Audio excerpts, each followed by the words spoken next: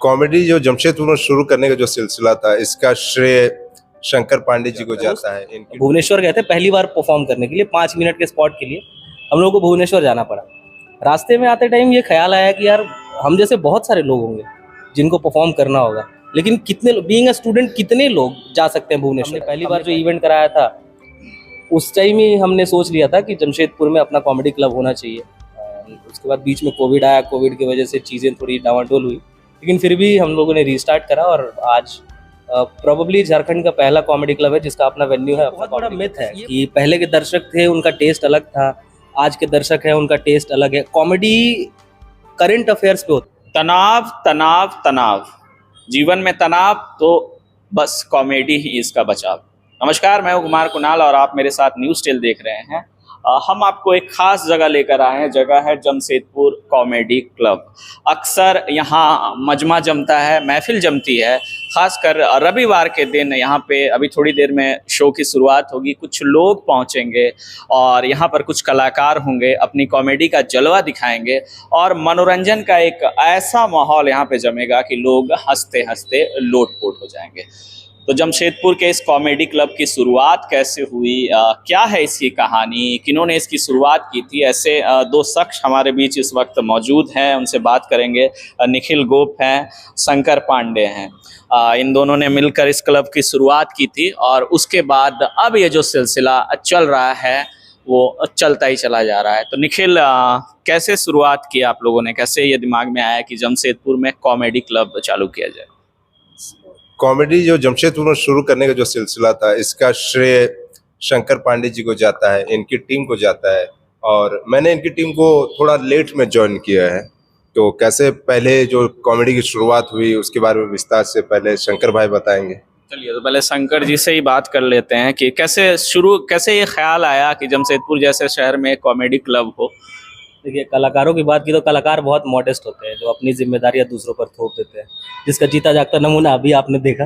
और बाकी डिटेल्स की मैं बात करूं तो ये सिलसिला मतलब इसका बीज जब बोया गया था, एग्जैक्ट डेट मैं बताऊं तो 12 नवंबर 2017, जगह भुवनेश्वर। जब मैं और मेरे 2 दोस्त भुवनेश्वर गए थे पहली बार परफॉर्म करने के लिए, 5 मिनट के स्पॉट के लिए हम लोगों को भुवनेश्वर जाना पड़ा। रास्ते में आते टाइम ये ख्याल आया कि यार हम जैसे बहुत सारे लोग होंगे जिनको परफॉर्म करना होगा, लेकिन कितने बीइंग अ स्टूडेंट कितने लोग जा सकते हैं भुवनेश्वर जेब से पैसे लगा के। उसके बाद हमने सोचना शुरू किया कि अपने शहर में भी ऐसा कल्चर होना चाहिए। हम दोबारा भुवनेश्वर गए अगले महीने 30 दिसंबर 2017। उसके बाद वो सारा स्ट्रक्चर सीख के हम यहाँ जमशेदपुर पहुँचे और यहाँ अपना पहला इवेंट कराया 20 जनवरी 2018 को। उसके बाद से ये सिलसिला चलता गया। हमने पहली बार जो इवेंट कराया था उस टाइम ही हमने सोच लिया था कि जमशेदपुर में अपना कॉमेडी क्लब होना चाहिए। उसके बाद बीच में कोविड आया, कोविड की वजह से चीज़ें थोड़ी डामाडोल हुई, लेकिन फिर भी हम लोगों ने रीस्टार्ट करा और आज प्रोबेबली झारखंड का पहला कॉमेडी क्लब है जिसका अपना वेन्यू है, अपना कॉमेडी क्लब का सेटअप है। तो किस तरह के कंटेंट आप लोग प्रेजेंट करते हैं दर्शकों को, और दर्शक किस तरह के कंटेंट, अब के जो दर्शक हैं, अगर पहले के दर्शकों की बात करें तो उनका टेस्ट अलग था, अब के दर्शक हैं, दर्शक अब ज़्यादा समझदार हैं, तो किस तरह का टेस्ट देते हैं? देखिए, टेस्ट ये बहुत बड़ा मिथ है कि पहले के दर्शक थे उनका टेस्ट अलग था, आज के दर्शक हैं उनका टेस्ट अलग है। कॉमेडी करंट अफेयर्स पे होती है। उस टाइम जब पहले कॉमेडी होती थी, जब स्वर्गीय राजू श्रीवास्तव जी कॉमेडी करते थे, जॉनी लीवर साहब ने कॉमेडी शुरू करी थी, उस समय ट्रेंड कुछ और चल रहा था।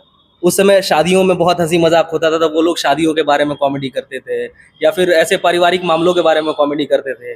आज सोशल मीडिया का दौर है, बहुत सारा कंटेंट मिल रहा है, बहुत सारा कंटेंट मिल रहा है और बहुत सारा कंटेंट मिलेगा तो लोगों का टेस्ट भी अपने आप बदलेगा। तो कॉमेडी वैसे ही होती है, जैसा ट्रेंड चल रहा है उसी हिसाब से लोग जोक्स बनाते हैं, वही लोगों को रिलेट करवाती है। तो जब तक आप रिलेट नहीं करेंगे तब तक आपको हंसी नहीं आएगी।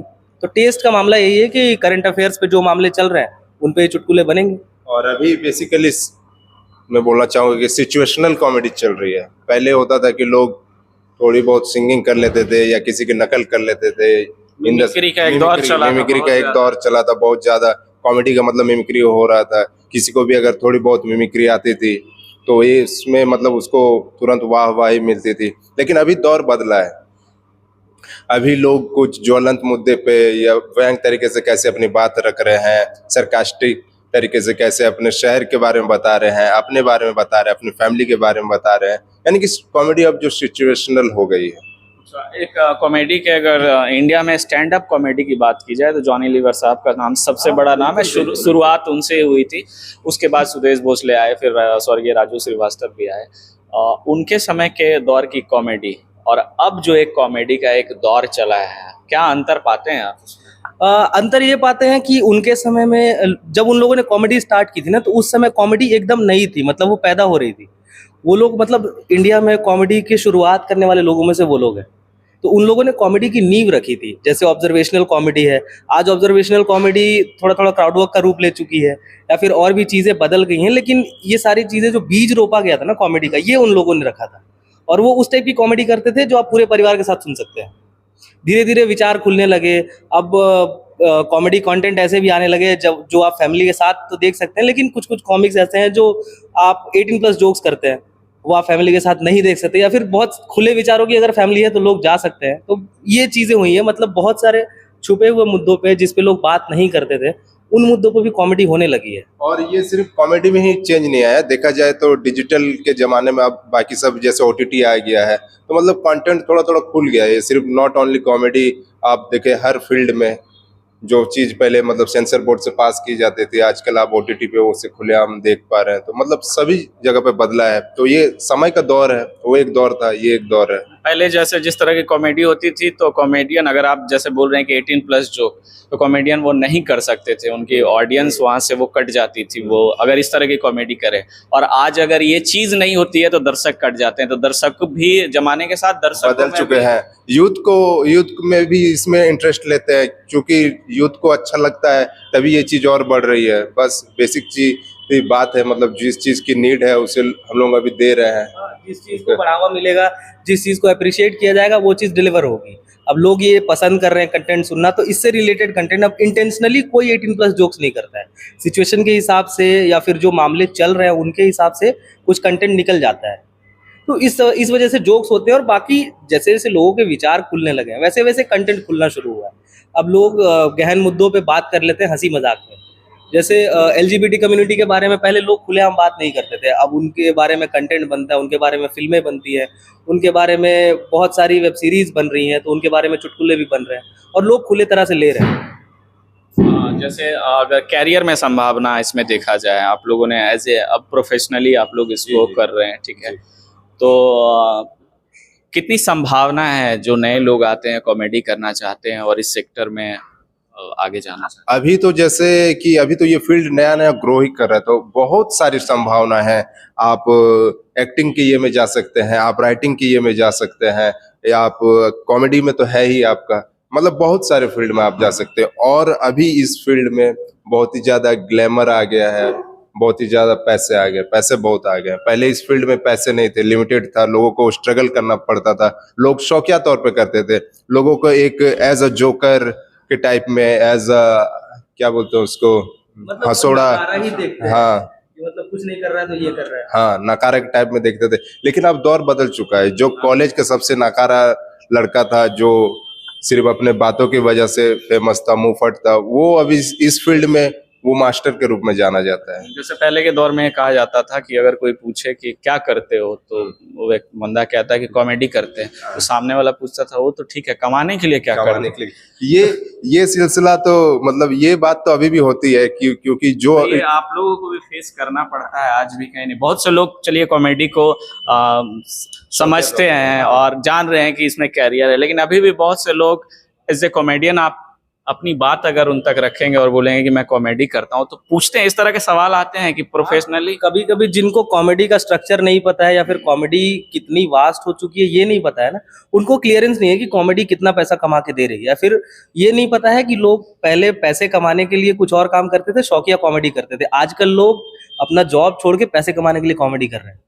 तो ये दौर बदल चुका है, और जिनको नहीं पता है वो सवाल पूछेंगे, उसके लिए कुछ नहीं कर सकते हैं। और अगर आपका पैशन है तो आप पैशन फॉलो कर सकते हैं, उसमें कोई रोकने वाला नहीं है आपको, क्योंकि अपना पैशन फॉलो करने से बस आप रोक सकते हैं खुद को, और कोई नहीं रोक सकता है। एक सवाल और है कि जैसे सब आप लोग अपने अपने निजी जीवन में, और निजी जीवन में सुख दुख सबके साथ है, आपके साथ भी है, लेकिन एज ए कॉमेडियन आपको हमेशा तैयार रहना पड़ता है। तो कभी कभी स्थितियां ऐसी आती होंगी कि परेशानी है, तकलीफ है, दुख है और परफॉर्म करना पड़ता है। उस स्थिति में कैसे आप लोग तैयारियां? देखिए, मेरे एक दोस्त हैं कबीर कांग, उसने एक बेहद अच्छी चीज कही थी कि स्टेज जो है ना बहुत ही पाक जगह है।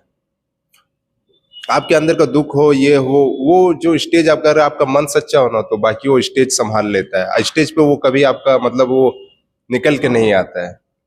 कि मान लीजिए आपके अंदर बहुत ज्यादा दुख है, कुछ ऐसा हादसा हो गया है या घर की कुछ परेशानी है, लेकिन जब आप स्टेज पे जाएंगे, वो आपके मन का श्रद्धा के ऊपर है कि अगर आपके मतलब मन अच्छा हो, मन सच्चा हो तो स्टेज पे वो दिख जाता है। और अगर आप कंटिन्यू करते हैं, मेहनत करते हैं तो वो दिखने लगता है और कहीं ना कहीं वो आपको फल देता है। चलिए, तो अगर जमशेदपुर के दर्शक आप लोगों की कॉमेडी देखना चाहें, पहुंचना चाहें, तो कौन सी जगह है, क्या प्रक्रिया है, सारी चीजें बता दीजिए दर्शकों को। चलिए, तो जमशेदपुर के लोगों के लिए हम बता दें कि ये हमारा कॉमेडी क्लब है, जमशेदपुर कॉमेडी क्लब के नाम से, फेसबुक, इंस्टाग्राम, हर जगह।